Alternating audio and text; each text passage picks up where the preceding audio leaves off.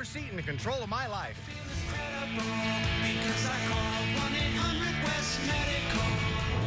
You can get 2 of my croissants with a freshly cracked egg for just $6. And I serve them all day, so you can enjoy them for breakfast, brunch, or even Brinner.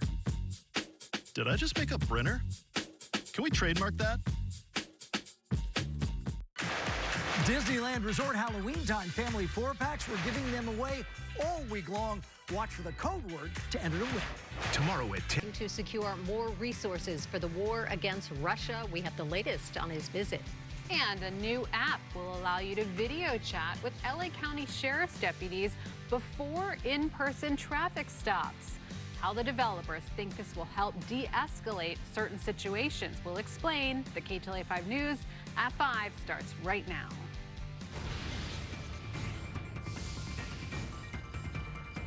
We begin with breaking news. Hi there, you're watching the KTLA 5 News at 5. I'm Courtney Friel. And I'm Sandra Mitchell. Pedro and Cher have the night off. This was wild. A good Samaritan using his truck to assist the LAPD in stopping the driver in a dangerous pursuit on local freeways. Yeah. Oh, look at that. He's pushing right up against. Pedal turn right. Pedal turn right. Pedal turn right. You just saw it here on KTLA. That was the scene when the driver of a pickup truck assisted LAPD officers by boxing in the suspect of a stolen vehicle. This happened at the intersection of Crenshaw Boulevard and St. Charles Place in Mid-City. We're going to turn it over to Gil Levis, who's up in Sky 5 with more details on this hours-long dangerous pursuit. What is the latest, Gil?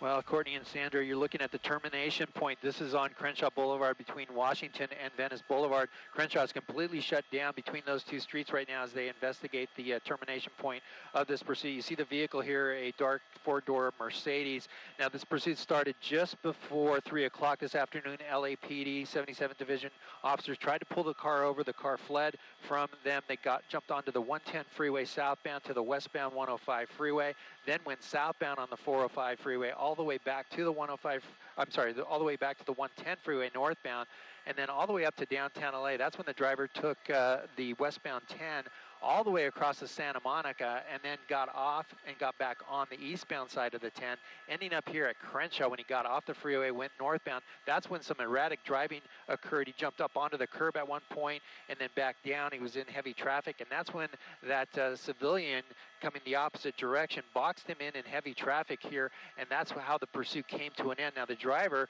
uncomfortably coming out of the driver's side window, getting caught up by his pants at one point, finally was able to get out, do a somersault, and then complied with the officers. They took him into custody without an incident, but thankfully there was no injuries in this pursuit. But right now, Crenshaw Boulevard is completely shut down between Washington and Venice as they investigate the end of this pursuit. That's the latest overhead up in Sky 5. I'll send it back to you in the studio.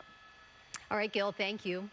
Other big news tonight, there's a glimmer of hope that the months-long Hollywood writers' strike could be nearing an end. Leaders of the Writers Guild sat at the bargaining table with the CEOs of the entertainment industry's top studios and streamers today. KTLA 5's Carlos Salcedo joins us live from Hollywood, where it's kind of been cautious optimism, right, Carlos?